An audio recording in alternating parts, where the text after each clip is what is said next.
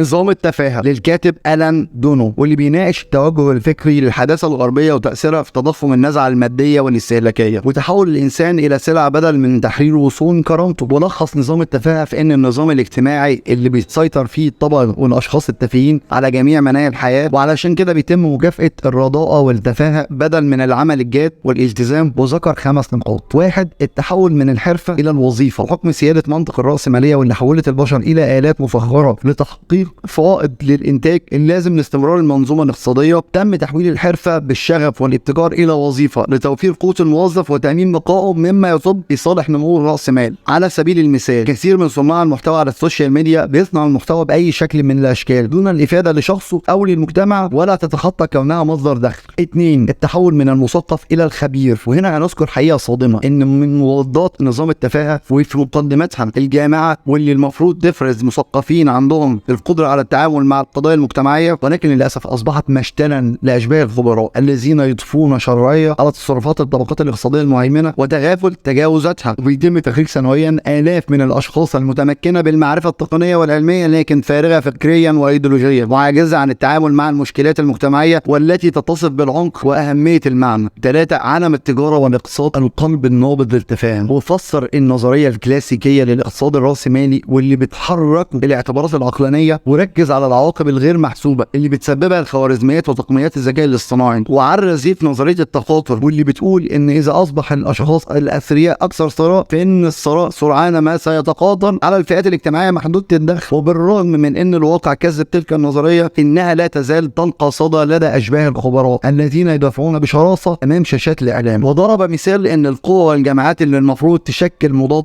لسطوة الرأسمالية تم اخضاعها زي الاحزاب والنقابات التي تخلت عن نهجها كونها محارب واصبحت خاضعه للشركات الرأسمالية متعددة الجنسيات. وتحول قيادات التنظيمات النقابية الى حملة اسهم للحصول على قطعة من الكعكة. 4. تحويل الفن والثقافة الى صناعة. سيطرة المستفيدين من نظام التفاهة على مجالات الفن والثقافة حتى اصبحت الاعمال الفنية والثقافية التي تثري وتساهم في ثقافة المجتمع عملة نادرة، بسبب ان تم تسخير هذه الاعمال لتمرير الرسائل واشباع الحاجة الضرورية لاستمرار عمل النظام الرأسمالي في ظل ملكية اصحاب رؤوس الاموال لوسائل الاعلام واستحواذهم على سوق الاعلانات. 5. ذكر ان الاطاحه بنظام التفاهه الوضع الراهن باننا بنعيش في نظام يحكمه الاثرياء وليس نظام ديمقراطي يستوعب كافه التوجهات والمصالح، وان الحقيقه ان في تضخم لادوار الشركات العالميه اللي بتنهب موارد دول الجنوب مثل افريقيا والشرق الاوسط بتوظيف مصطلحات زي الحوكمه وافراغ السلطات الحكوميه والبرلمانات من محتواها، وتصبح غطاء وجاع لاصحاب رؤوس الاموال اللي بيسيدوا العالم. ورايه علشان نتخلص من النظام ده مش هينفع بشكل فرد، ولازم يتم بشكل جماعي وكمان بما يسمى او بما اطلق عليه راديكاليه او رجعيه، علشان يلتبس باسم يدي انطباع سيء. وطبعا ربنا كرمنا بنظام المعاملات والمفروض نرجع له علشان ننهي وجود المؤسسات والقواعد اللي بتضر بالصالح العام وبتنهب الشعوب.